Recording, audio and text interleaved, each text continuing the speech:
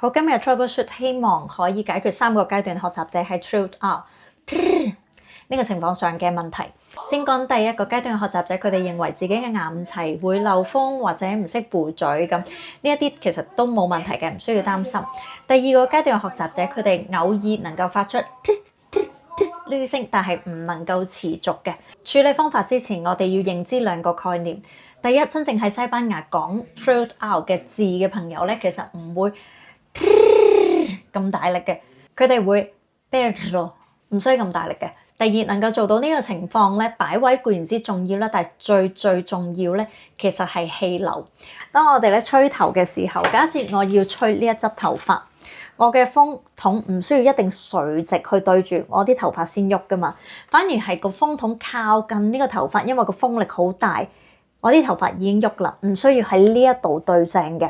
同一樣道理啦，我哋去比較2個步嘴。第一個做法，將嘴唇擺好晒，然之後有氣流。而實際嘅情況咧，係預備咗個氣流。當嘴唇靠近嘅時候，佢有輕微嘅震動，睇住咯喎。所以其實我哋脷咧唔需要真正掂穩晒喺上顎嘅。第一同第2個階段嘅朋友點樣去練習咧？你必須要清楚你嘅氣流嘅方向。我哋嘅氣流咧應該係要喺上顎同脷中間，即係呢度，而唔係脷底同下顎。清楚的話咧，就開始練習啦。我哋將我哋條脷變成一個小兜兜，唔會掂到上顎嘅。然之後吸氣同呼氣都係用口，你要用脷去感受你嘅氣流做得啱唔啱。吸氣，再呼氣。吸氣嘅時候咧，會感覺到咧條脷涼嘅，因為外面嘅空氣吸入嚟脷面呢啲位置。而呼氣咧，條脷會有少少暖暖地嘅，感覺到先。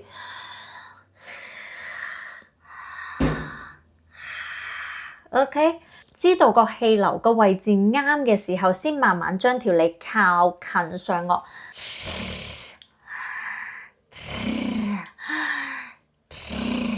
唔係次次都成功嘅，因為你玩個氣流嘅時候咧，會好口乾啊。咁你要飲啖水啦。有朋友嘅留言都講過，呢個係第一、第2階段嘅朋友。好，第3個階段嘅朋友咧分2類。第一類咧就係我震動到條脷，但係我發唔到聲。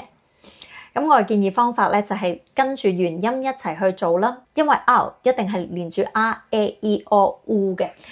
除咗拼埋原音一齊去發聲 tra tre tri， 你哋可以 playful 一啲嘅，亂咁嚟 tra tre tram tre trum trum tra tra， 將個場景完全拉遠，等條脷慣咗發唔同嘅音，呢個係第一啦。第2類朋友咧就係 R 字頭嘅字發到音，但係如果 R 喺中間就做唔到。記住一樣嘢，你要感覺到個氣出咗嚟，你先可以發聲，就並唔係啤跟住擺啱個位等佢啦。唔出嚟嘅，你係 perro perro 啤咗個氣出嚟，條脷震，跟住先講個字就可以噶啦。希望以下嘅 tips 可以幫到大家啦，我哋下次見。